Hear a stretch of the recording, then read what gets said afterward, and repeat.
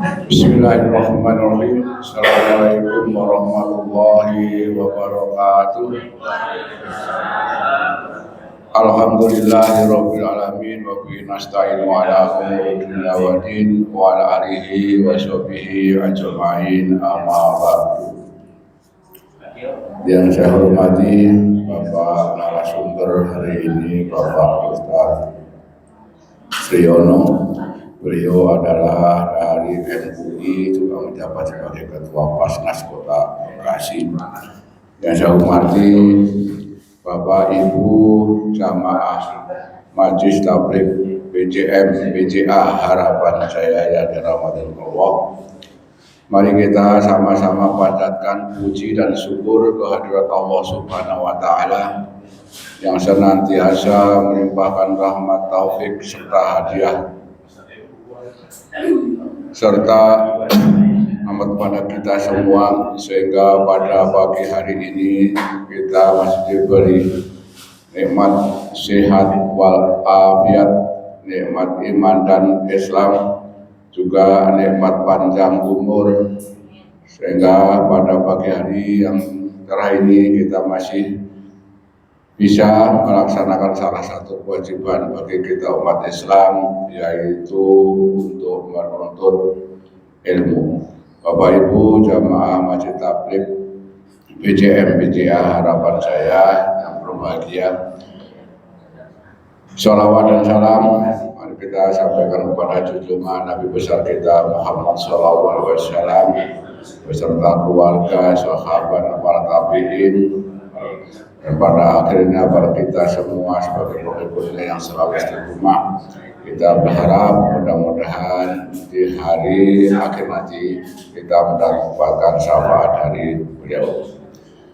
Bapak Ibu jamaah, mari kita buka saja kajian kita ini karena waktunya juga sudah siang, dan kebetulan hari ini juga ada kajian di PDM Kota Bekasi. Beliau sebagai narasumber nanti akan langsung ke sana. Mari kita buka dengan sama-sama bacakan basmalah. Bismillahirrahmanirrahim. Kepada Bapak narasumber, Bapak Ustaz Triyono, dipersilakan.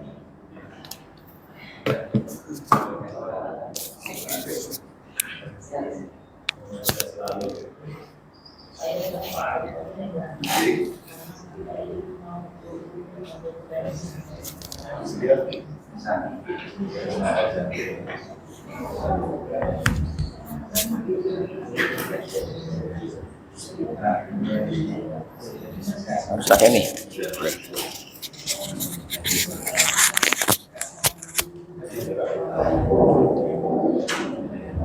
Ini. Hah?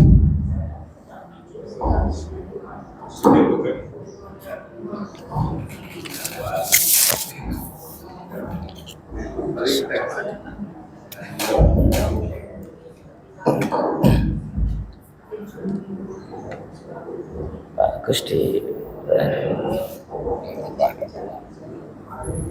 Assalamualaikum warahmatullahi wabarakatuh. Alhamdulillah hamdan katsiran thayyiban mubarakan fi kama yuhibbu rabbuna wa yarda. Asyhadu an la ilaha illallah wahdahu la syarikalah wa asyhadu anna Muhammadan abduhu wa rasuluhu la nabiyya ba'dah. Allahumma sholli ala Muhammadin wa ala alihi washabbihi ajmain.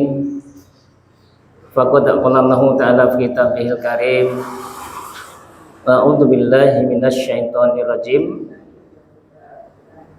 Walillahi 'alan nasi hajjul baiti man istata'a ilaihi sabila. Fatimul hajja wal umrata lillah. Shadaqallahul adzim. Yang saya hormati, saya muliakan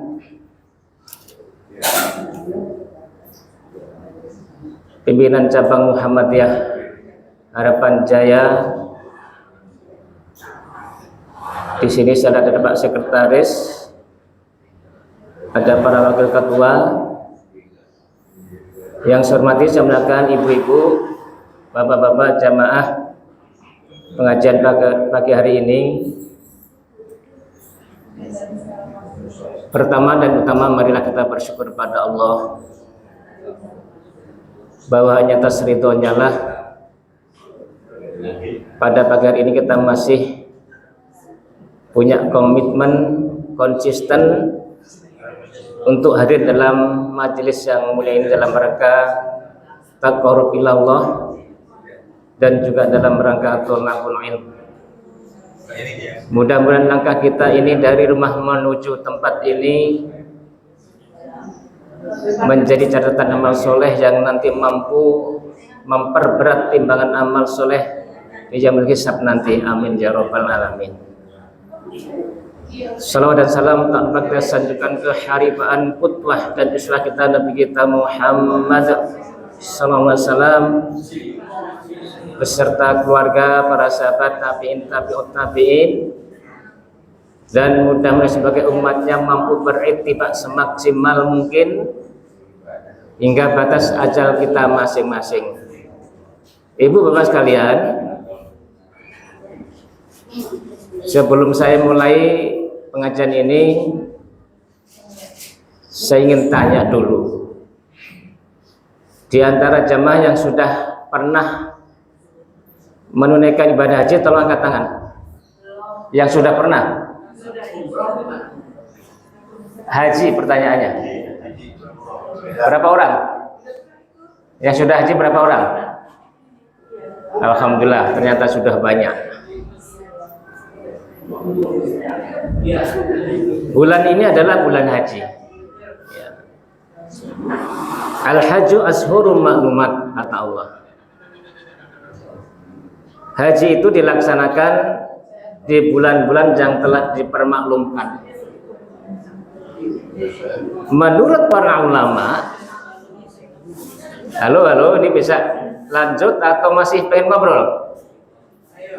Kalau pengen ngobrol silakan, saya dengarkan dulu.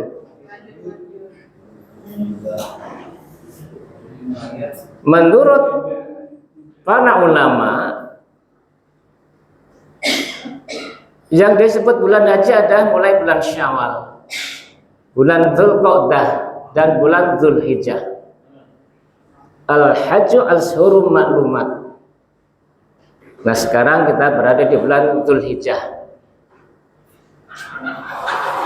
Alhamdulillah para jamaah haji telah selesai melaksanakan manasik haji dengan sempurna. Dan mudah-mudahan kita doakan seluruhnya dari manapun berada, nanti pulang ke negara masing-masing membawa bekal, membawa predikat, yaitu haji yang mabrur. Amin ya rabbal alamin. Ibu bapak sekalian, ibadah haji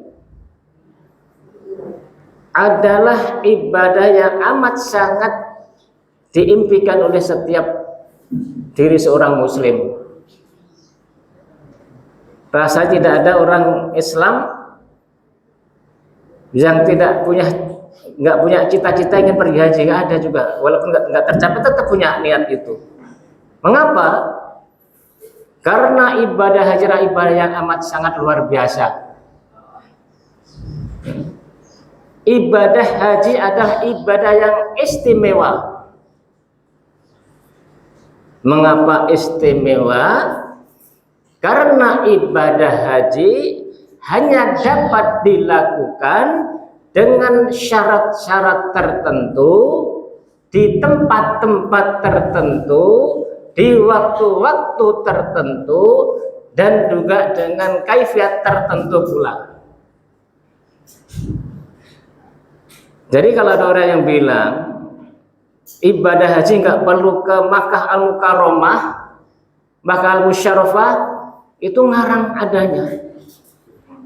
Haji cukup di Kediri, haji cukup di Magelang, mana lagi nanti di Gunung Sindur dan sebagainya. Itu ngarang belaka. Hijjul Baiti. Jadi yang namanya orang pergi haji tempatnya nggak ada lain, satu-satunya ada di Makkah Al-Mukarramah. maka al-musyarrafah. Waktunya juga tertentu. Tidak ada ibadah haji selain bulan yang ditentukan Allah tadi itu. Al-hajjul asyhurul ma'lumat. Tidak ada orang pergi haji di bulan Muharram, bulan Safar, bulan Rajab, enggak ada. Rangkaian ibadah haji adalah Syawal, Dzulqa'dah dan Dzulhijjah. Oleh karena itu, tema kajian pagi ini saya beri judul Menyibak Makna Ritual Ibadah Haji. Menyibak makna ritual ibadah haji. Tujuannya apa? Bagi kita yang sudah pernah menunaikan ibadah haji, harapan saya adalah bisa menjadi refreshment, menyegarkan kembali. Oh iya, ternyata itu. Oh ternyata itu maknanya. Dan yang lebih penting lagi, mudah-mudahan kita mampu menjaga kemakburan haji kita masing-masing. Itu yang terpenting. Bagi yang belum jadi bekal ke depan nanti.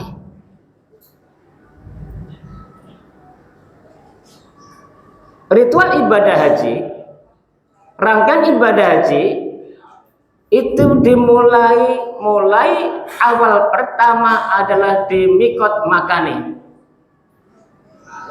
Yang kita mengenakan pakaian ihram yang serba putih dengan melafazkan labbaik Allahumma hajjan. Ya Allah, aku penuhi panggilan untuk berhaji. Labbaik Allahumma hajjan. Kalau sama umrah, wa umratan kalau dengan umrah. Ketika kita sudah mengenakan pakaian ihram yang warnanya putih-putih, mestinya kita punya kesadaran yang begitu amat sangat dalam.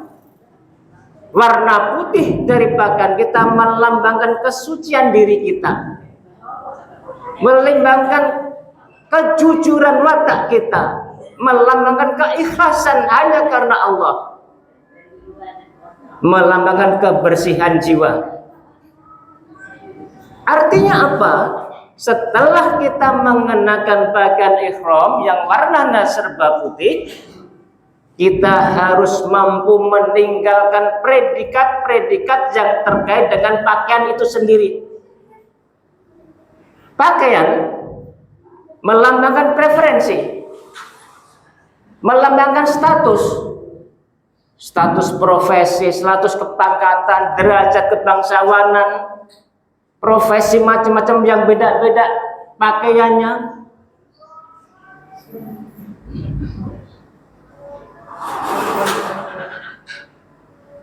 Ketika kita sudah menangkan pakaian ihram, kita lupakan itu semua.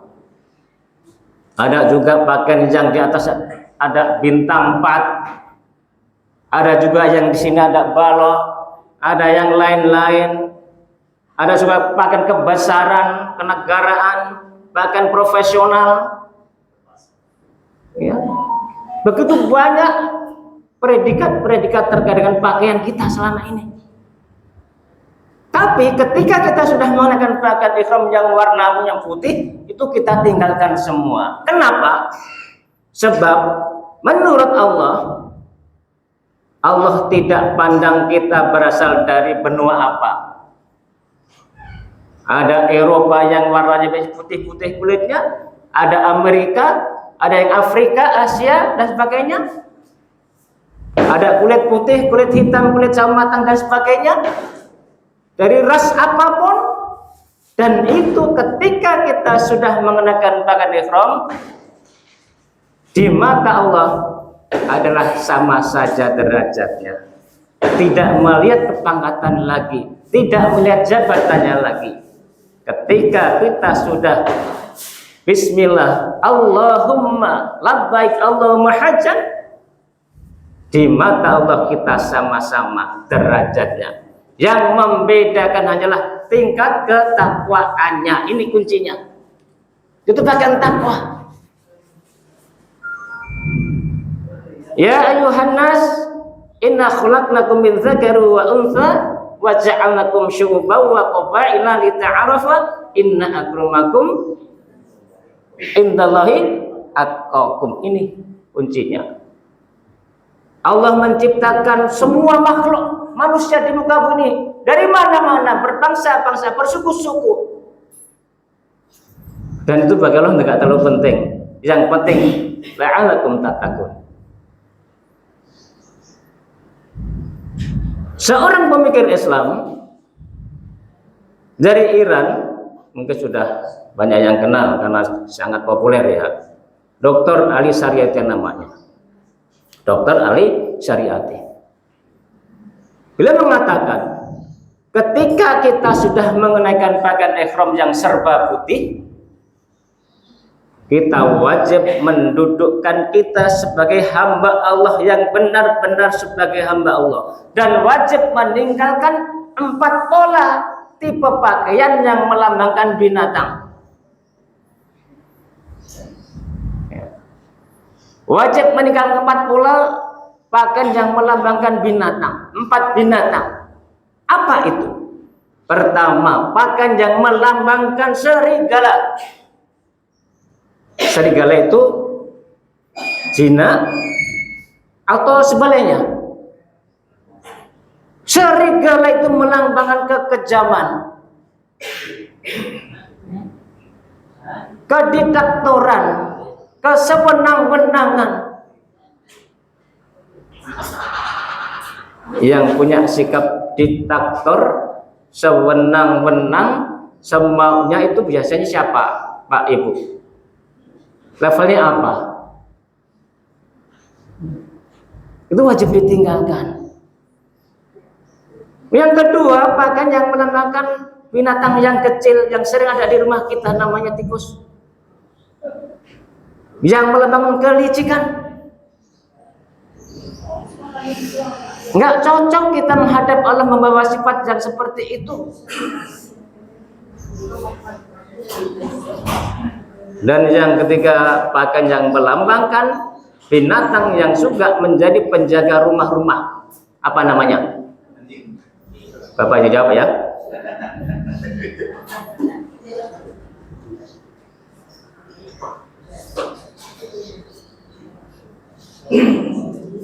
Seekor anjing yang melambangkan keculasan, sikap, sifat yang tidak baik.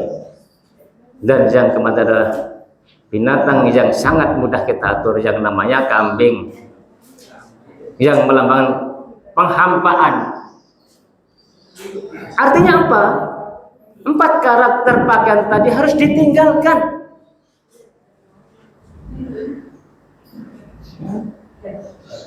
Jadi tidak ada gunanya kita bilang ke teman-teman, saya ini jabat, saya ini apa-apa, enggak penting. Sama-sama jamaah haji, itu aja. Takwaannya yang terpenting. Jadi filosofi pertama itu. Artinya apa? Pakaian yang kita gunakan serba putih melambangkan kesetaraan, melambangkan persamaan, melambangkan sikap egaliter. Nah ini ya, boleh dicatat ini. Ini intinya.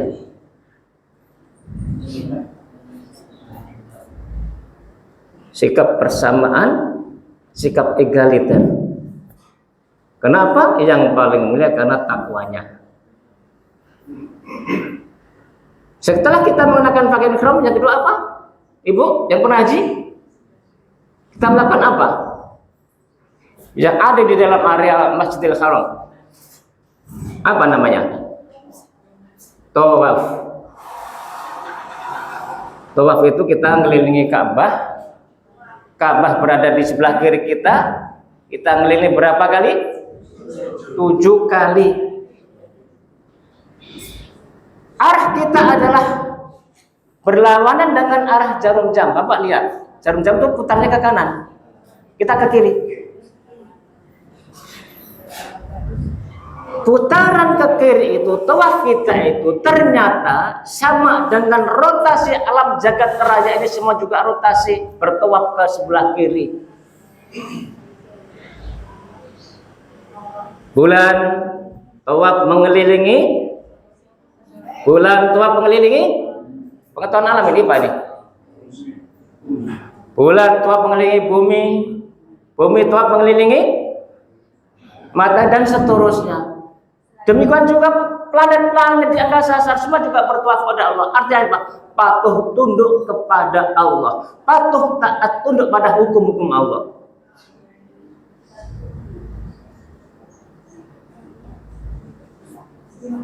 Esensinya apa? Filosofinya apa?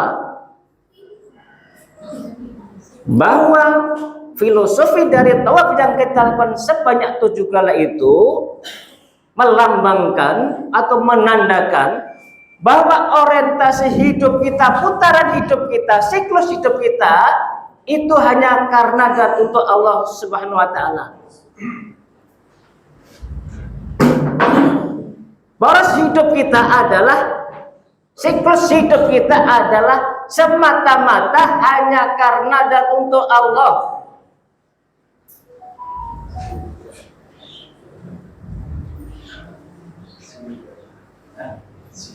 Jadi kalau boleh saya gambarkan dengan kalimat yang singkat, siklus hidup kita, poros hidup kita mulai dengan minallah.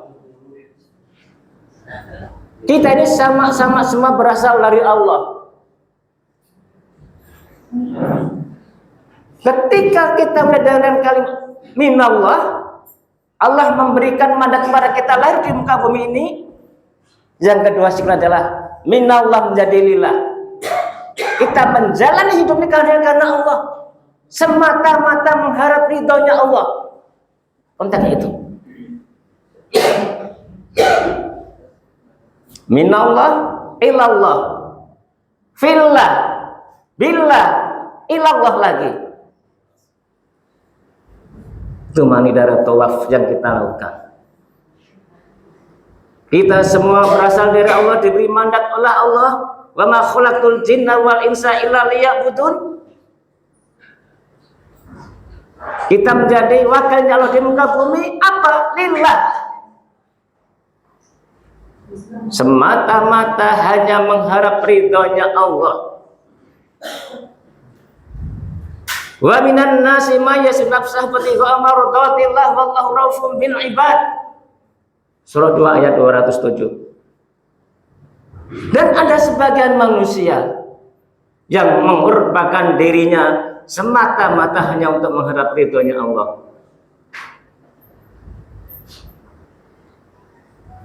Minallah, lillah, billah. Kita hidup dengan syariatnya Allah, di dalam bimbingan Allah dan Rasulnya, yang nanti terakhir episode kita, putaran kita menjadi kembali kepada ilallah, kembali balik kepada Allah. Itulah esensi daripada tawaf milik Ka'bah selama 7 kali atau sebanyak 7 kali. Artinya apa? Bahwa seluruh aspek hidup kita ini adalah orientasinya kepada Allah, bukan kepada yang lain-lain. Sama halnya kesaksian dari Nabi kita, Nabi Ibrahim, yang dimaktub dalam Al-Quran, Qul inna sholati wa nusuki wa mahyaya wa mamati lillahi rabbil alamin. Itu esensinya. Tawaf itu esensinya. Katakanlah, sesungguhnya sholatku, ibadahku apa saja, mahdoh dan ghairu mahdoh, am wa khasab, hidupku matiku hanya untuk Allah Rabbul Alamin. Ini waktunya, mohon maaf nggak bisa panjang, jam 8 ya. Saya harus ngaji setengah 9 di PDM nanti. Tadi bapak-bapak telat soalnya datang, jadi buru-buru juga nanti, nggak tuntas mungkin. Setelah tawaf apa, ibu sekalian? Setelah tawaf apa? Yang sudah pernah haji? Sa'i. Ritual sa'i tidak lepas dari aspek kesejarahan dari Ibunda Siti Hajar sama putranya yang masih kecil yang namanya Ismail. Ketika itu ditinggal suaminya, siapa namanya? Nabi Ibrahim. Di tempat yang memang seperti itu, yang gersang, yang tandus. Dan sunatullah, yang waktu itu masih kecil namanya Ismail itu menjadi nabi, ya, kan merasa lapar, merasa haus. Sebagai seorang ibu yang bertanggung jawab, tentu lari ke sana kemari, bolak-balik dari Safa ke Marwah, berakhir di Marwah 7 kali juga. 7 kali itu adalah melambangkan upaya yang begitu luar biasa. 7 kali.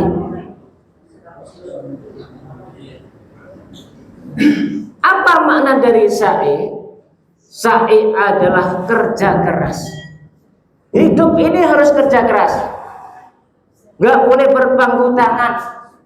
Dan tidak ada rumusnya, tidak ada kaidahnya.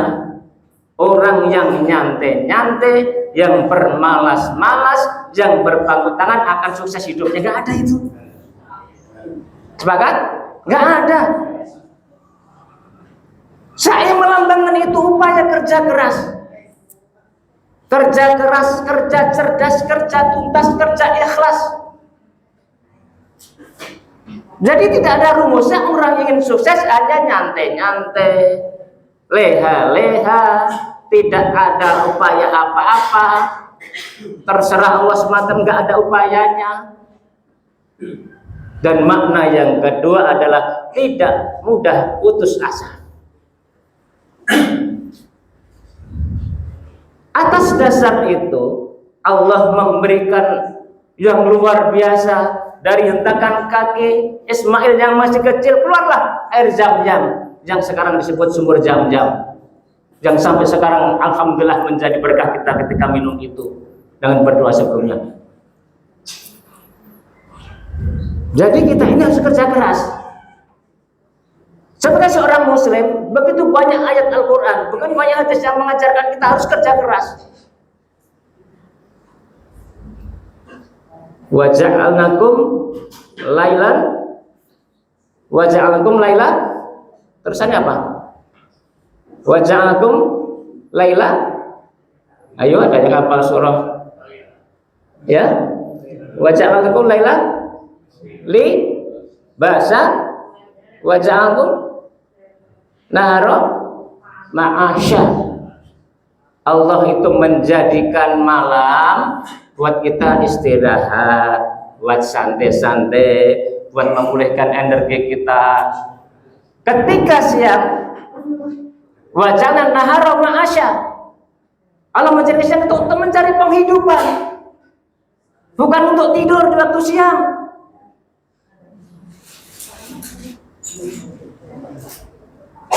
Jadi Allah menjadikan siang hari ini adalah sebagai lambang kita mencari penghidupan, kerja keras. Wa qul i'malu fasayarallahu amalakum wa rasul wal mu'minun. Surah apa itu? Kalau ada yang bisa jawab saya kasih 20.000. Enggak, mudah-mudahan enggak lupa. Wa qul i'malu fasayarallahu amalakum wa rasul wal mu'minun, dan seterusnya. Surah apa? Hah? Al-Isra. Ya. Nanti dibaca surat At-Taubah ayat 105. Ya. Kalau lama-lama pasti lihat ini, pasti ketemu nanti ya. Dan bekerjalah kalian. Sesungguhnya Allah dan Rasulnya dan orang-orang yang beriman akan melihat pekerjaanmu itu. Allah perintah begitu. Kalau kita orang Islam ingin sukses, ya harus bekerja keras. Saya profesi kita masing-masing. Walaupun sekarang kerjaan kita sering juga nggak sesuai dengan profesi kita, ya, karena saking sudah cari kerjaan. Tapi yang penting kita berikhtiar semaksimal mungkin.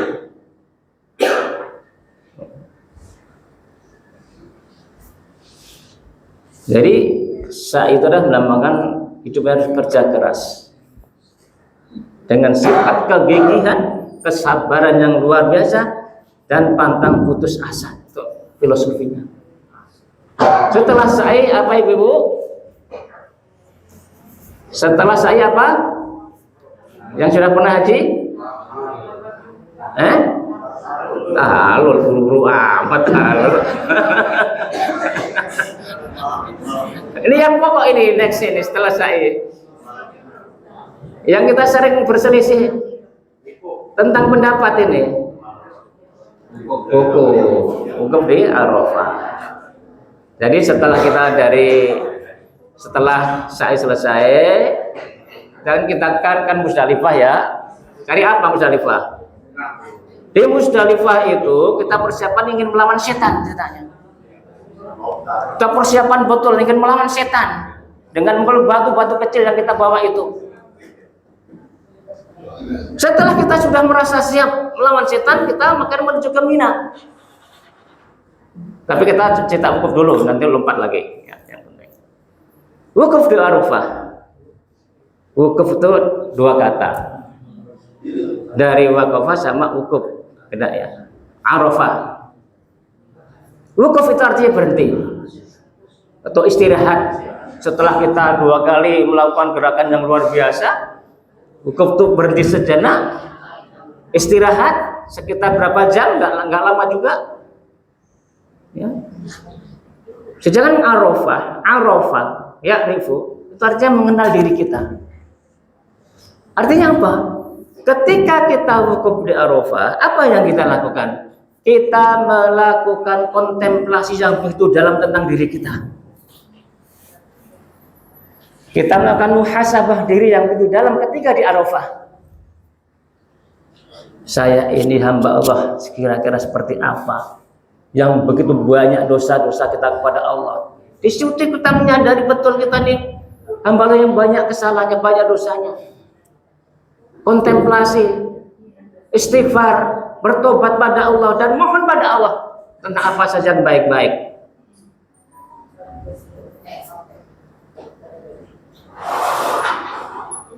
Yang terpenting setelah itu atau selain itu adalah Padang Arafah melambangkan miniatur kehidupan di alam mahsyar nanti.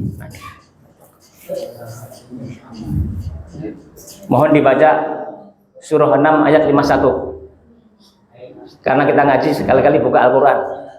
Gak hanya dari saya. Monggo ibu-ibu yang cepat yang mana kalau dibaca surah 6 ayat 51. Al-An'am ayat 51. Kalau kita punya HP juga buat ngaji. Jangan cuma lihat TikTok. Jangan cuma lihat yang lain-lain. Buat ngaji juga. Ya.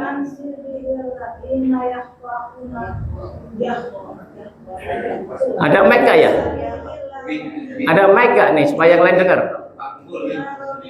Pak Haji?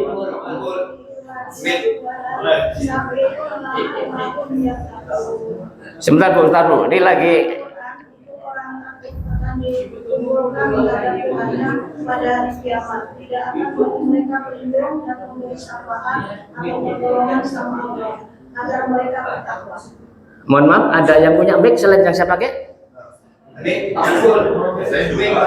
Ada mic nggak? Buat ibu-ibu kita ya sana.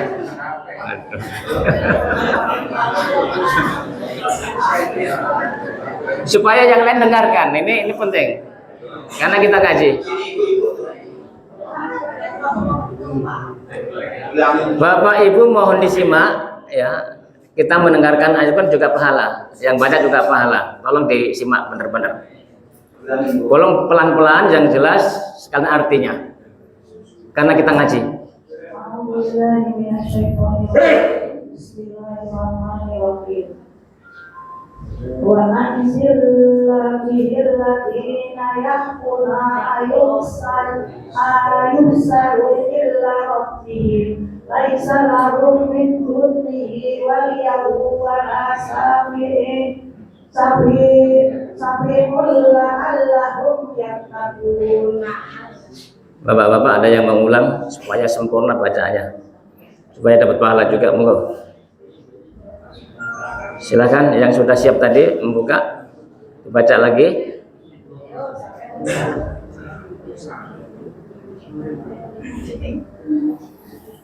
Oke, monggo Bu yang di pojok ya. Silakan. Yang jilbabnya biru tolong dikasih mic. Baca Al-Quran itu fadilahnya luar biasa, satu huruf dikasih 10 kebaikan. Itu panjang itu.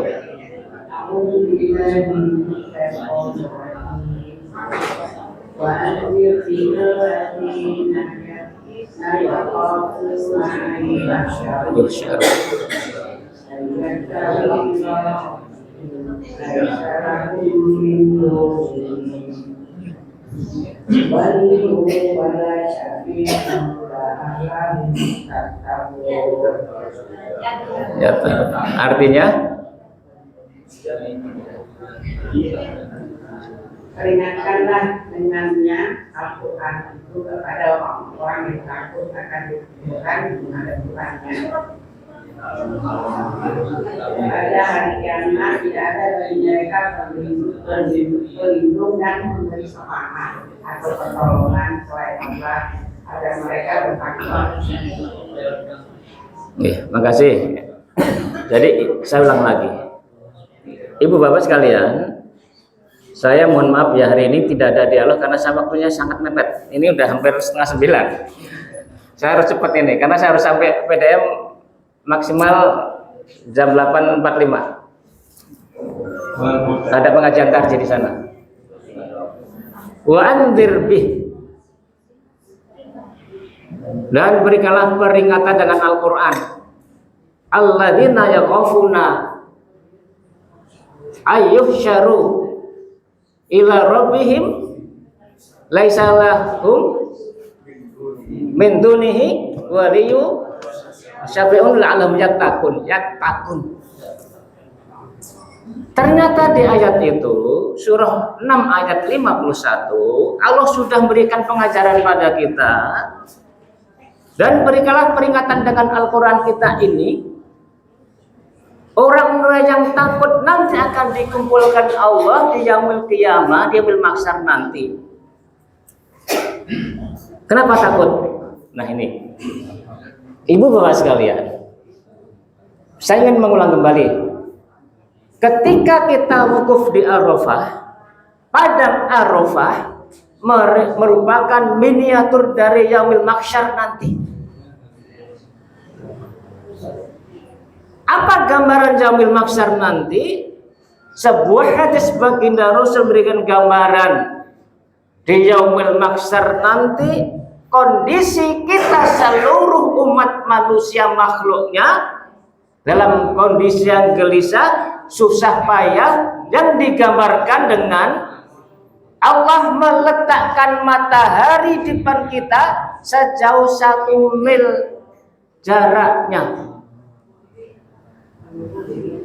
Allah meletakkan matahari 1 mil di hadapan kita. 1 mil itu kalau kita ukur ke depan paling sampai ke jalan raya dari sini, amat sangat dekat. Kita bisa bayangkan, ketika nanti Allah meletakkan matahari hanya 1 mil dengan kita, kita bisa bayangkan, sekarang saja kita sudah kepanasan yang amat sangat jauh itu. Nanti yang diberikan 1 mil letaknya. Baginda Rasul menggambarkan, gambaran tergantung amal solehnya nanti. Ada yang keringannya sampai ke mata kaki, ada yang keringannya sampai ke lututnya, ada keringat sampai pinggangnya, ada sampai mulut dan tenggelam.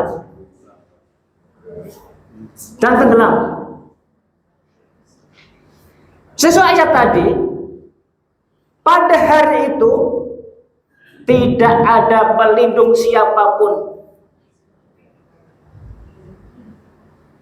Tidak juga ada syafaat apapun kecuali hanya dari Allah. Coba bisa kita bayangkan. Itulah ketika kita melaksanakan wukuf di Arafah. Arafah itu inti dari ibadah haji. Al-Hajju Arafah kata baginda Rasul. Ketika di padang Arafah melambangkan miniatur yaumil mahsyar yang begitu dahsyat seperti itu, yang sekarang kita sedang di sini, belum menuju Allah nanti, apa yang perlu kita siapkan? Itu yang terpenting. Baginda Rasul memberikan beberapa solusi kepada kita semua melalui hadisnya yang sudah sering kita ulang-ulang pada pengajian di sini juga. Pertama, inna dhilla al-mu'mini yaumal qiyamah shadaqatuhu. Sesungguhnya yang nanti mampu menjadi payung kita, yang nanti mampu menjadi pelindung kita dari gelapnya matahari hanya 1 mil, shadaqatuhu adalah sedekah-sedekahnya. Sedekah yang kita lakukan dengan ikhlas semata-mata karena Allah, insya Allah akan izin Allah mampu menjadi payung kita nanti, pelindung kita di yaumul mahsyar nanti. Artinya apa? Hikmah ini tolong betul-betul kita pegang, mumpung kita masih punya kesempatan. Yang kedua, Iqra'ul Qur'an fa innahu ya'ti yaumal qiyamah syafi'an li ashabi. Pernah dengar hadis ini? Sangat sering. Iqra'ul Qur'an, bacalah oleh karena Al-Qur'an, fa innahu ya'ti. Karena nanti akan datang yaumul qiyamah, di hari akhir nanti, yaumul mahsyar nanti, syafi'an li ashabi, akan bersyafaat bagi yang membacanya.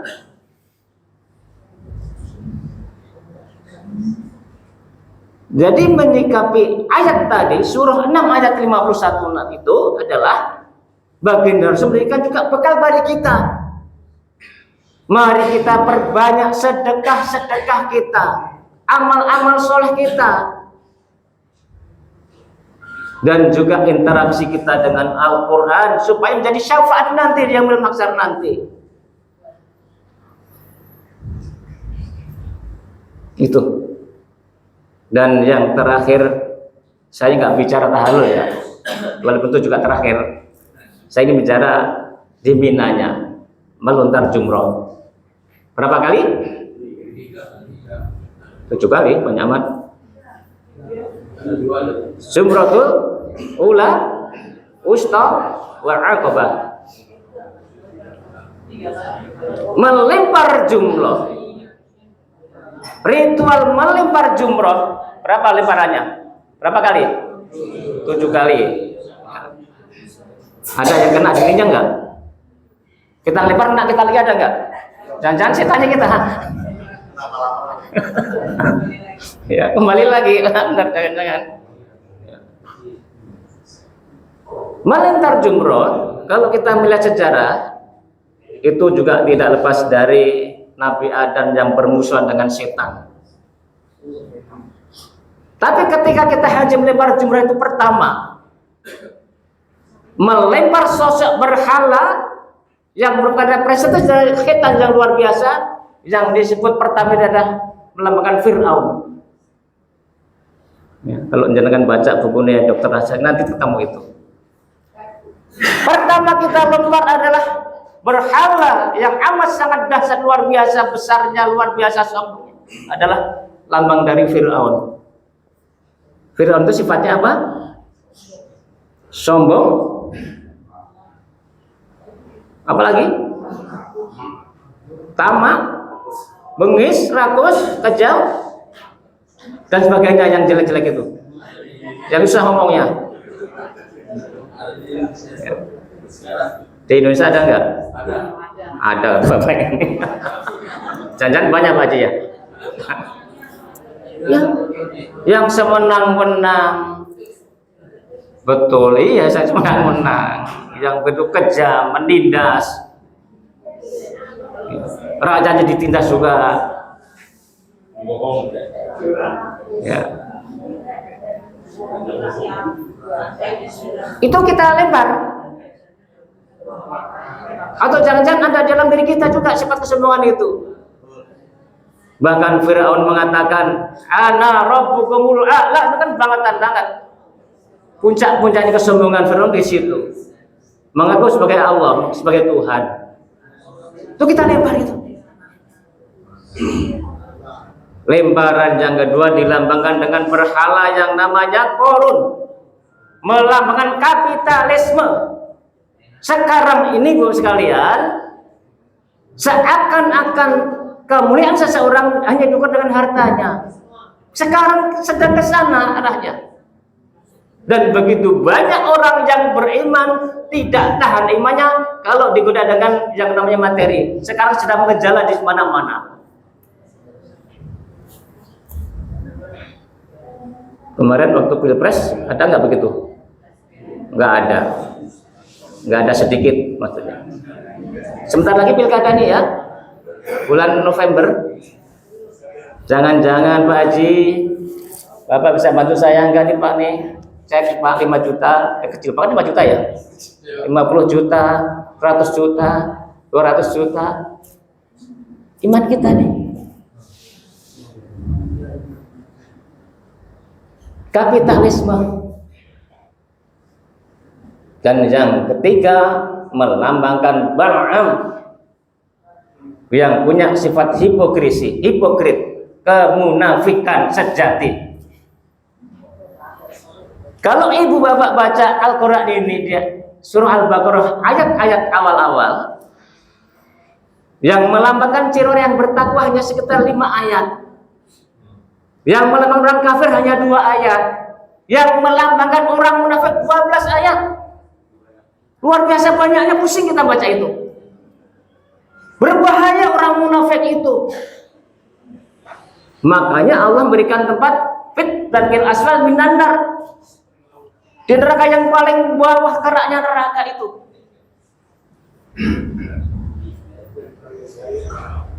Jangan sampai yang kita lempar simbolnya Fir'aun, simbolnya Qarun, simbolnya Bal'am, itu setelah haji masih ada dalam diri kita. Makanya mengapa ibadah-ibadah yang sangat istimewa, al-hajjul mabrur laisal jazaa' illa jannah, itu konteksnya. Haji yang mabrur itu tidak lain balasannya adalah surga, luar biasa. Haji yang mabrur. Ini sebagai penutup. Ya. Pertanyaannya, menurut ibu bapak, haji mabrur itu apa? Cirinya apa? Parameternya apa? Indikatornya apa kira-kira? Ada yang bisa ngasih? Apa kira-kira parameternya haji mabrur itu? Rajin sholat. Apa lagi? Rutin sedekah. Nah ini yang kedua ini. Apa lagi? Nah terus apa lagi? Tawadu. Terus? Istiqomah. Apa lagi? Takwanya meningkat. Terus turun. Ya. Baginda Rasul pernah ditanya oleh seorang sahabatnya, wa ma mabrur ya Rasulullah. Apa itu haji mabrur ya Rasul?